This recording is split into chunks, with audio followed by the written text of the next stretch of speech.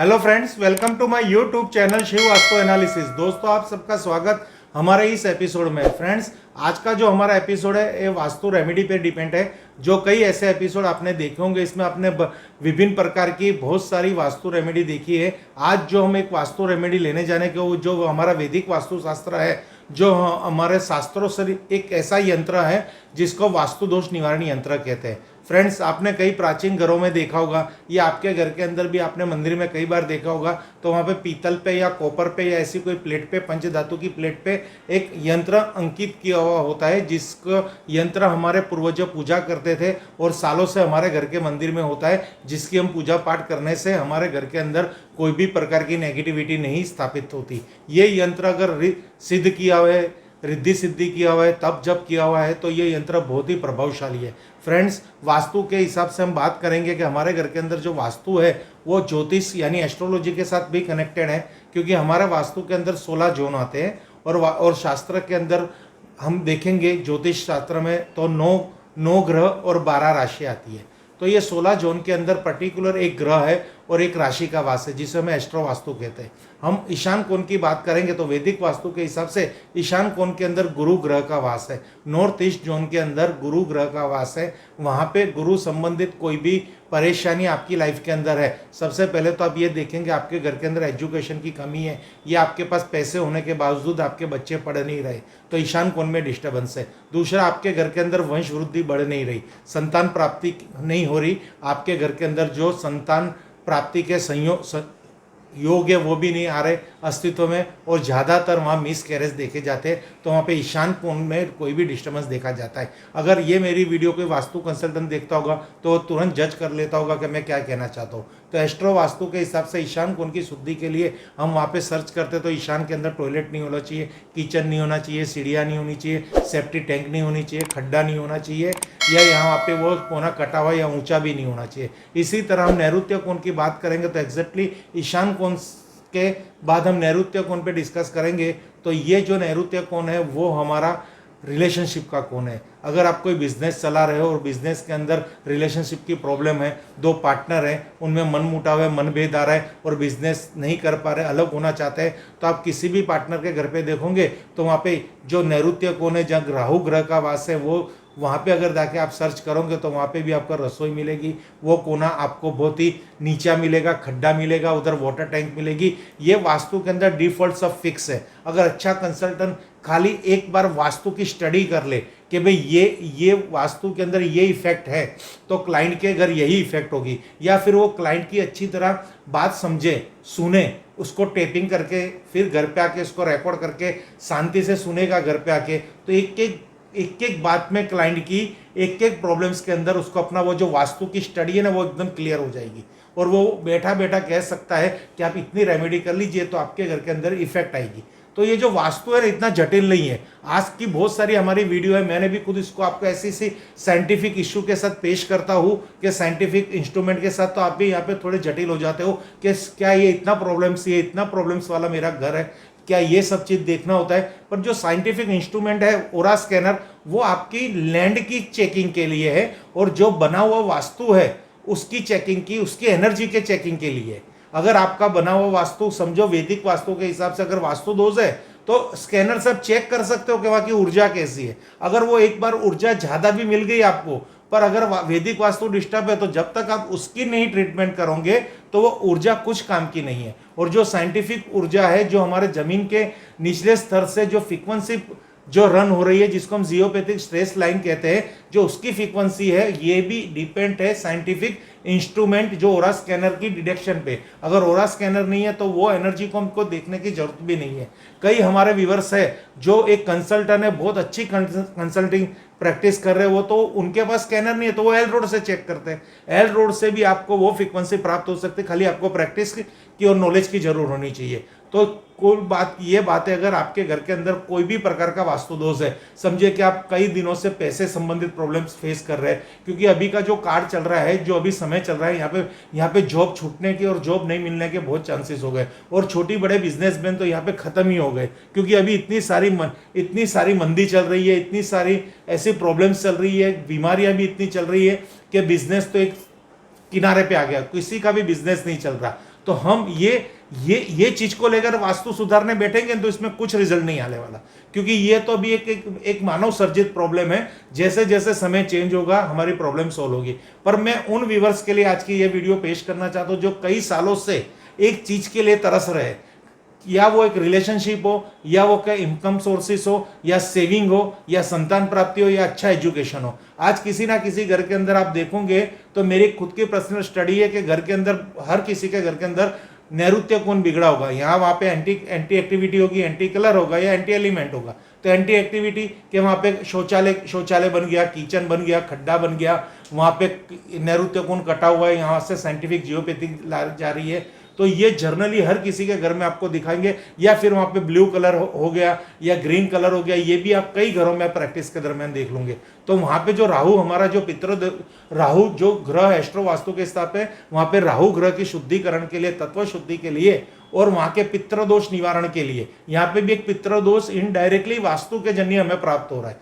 आपकी कुंडली में पितृ दोष नहीं है, पर वो जो पितृ का कोना है, नैऋत्य कोना, साउथ वेस्ट कॉर्नर, अगर वो डिस्टर्ब है तो आपको कहीं ना कहीं इनडायरेक्टली पितृदोष की प्रॉब्लम्स आएगी, जिससे आप बहुत पीड़ा में जाओगे। और पितृदोष एक ऐसा जटिल दोष है कि इसका निवारण ओनली फॉर आपकी वैदिक पूजा में है। मैं यहाँ से फूक मारूंगा, कोई यंत्र दे दूंगा, उससे नहीं होगा। आप जब तक अपने पितृ को तृप्त नहीं करेंगे रिजल्ट नहीं मिलेगा। आज ये पितृ का महीना चल रहा है, इसलिए खास मैंने ये आप एपिसोड बनाया है। लास्ट में भी मैं आपको कहूंगा, जो ये अमावस्या आने वाली है, ये सर्व पितृ अमावस्या भी कही जाती है। अगर आपको अपने पितरों के बारे में कुछ पता नहीं है, इस चीज में मानते नहीं है, तो आप इस अमावस्या को गाय को दान दीजिए, गाय को घास चारा खिलाइए, 5 ब्राह्मण को अन्न दान कर दीजिए, उनको अपने घर पे बुला के उनकी सेवा कीजिए, उनको वस्त्र दान कीजिए, अन्न भोजन कराइए, उनकी सेवा कीजिए।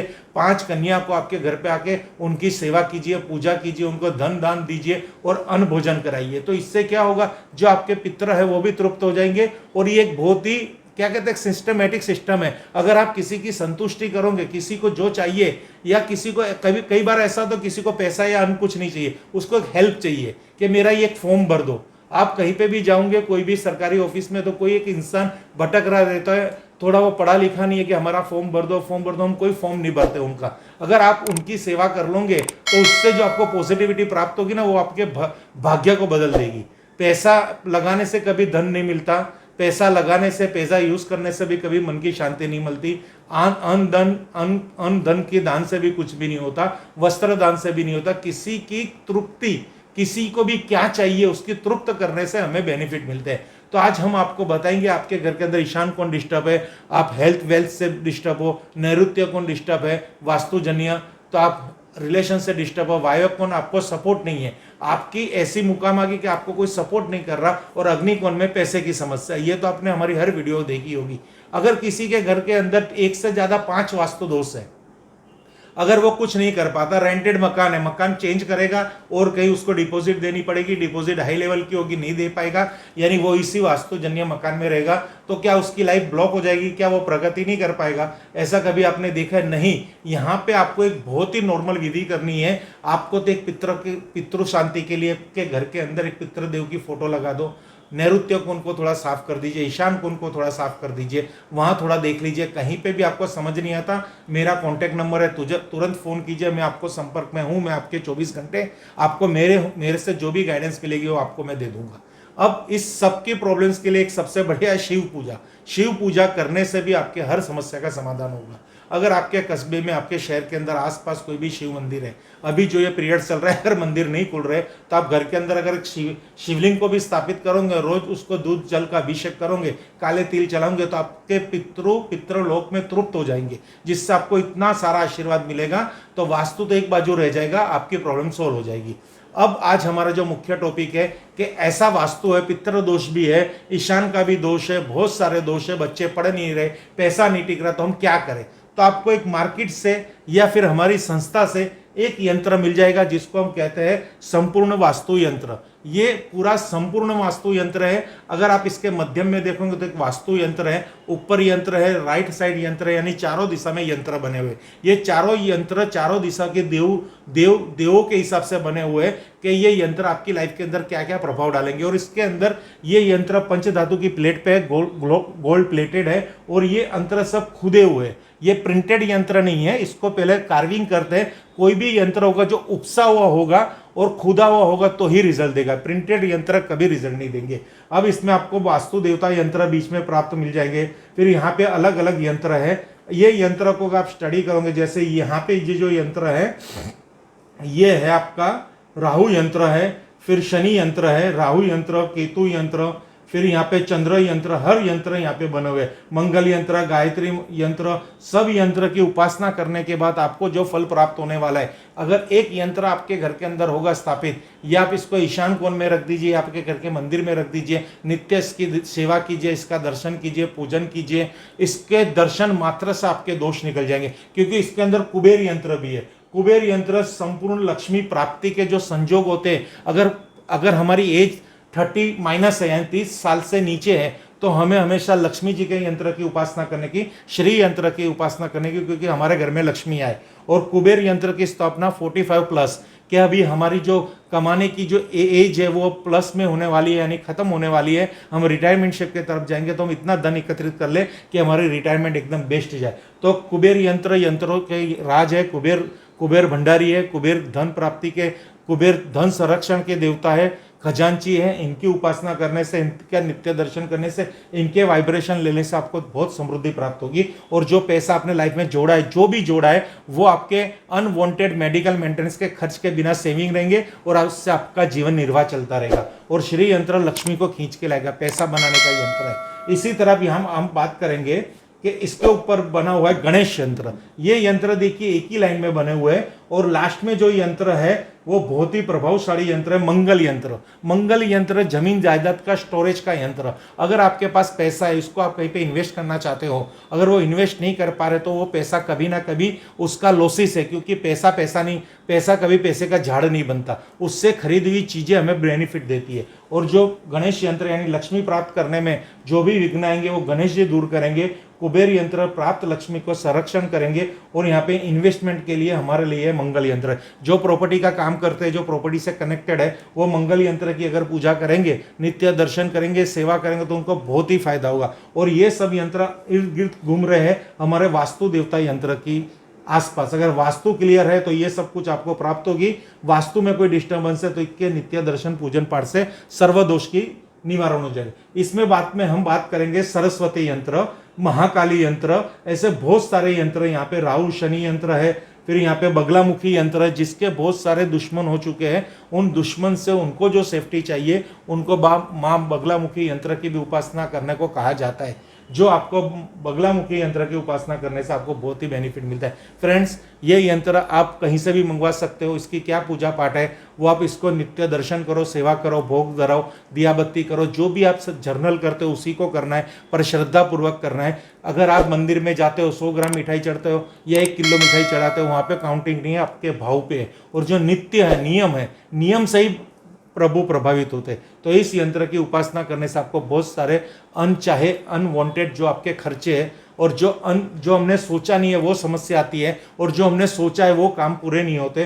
तो जो आपका मन चाहता है, जो आप जिसको बेटर अपनी लाइफ चाहते हो, वो लाइफ एक्टिव होगी, अस्तित्व में आएगी, और आप सुख शांति समृद्धि से अपना जीवन व्यतीत करोगे। इस यंत्र को एक बार ट्राई करना। अगर कहीं पे भी आपको कोई भी इसके बारे में कुछ भी पूछना, मुझे कांटेक्ट कर सकते हो।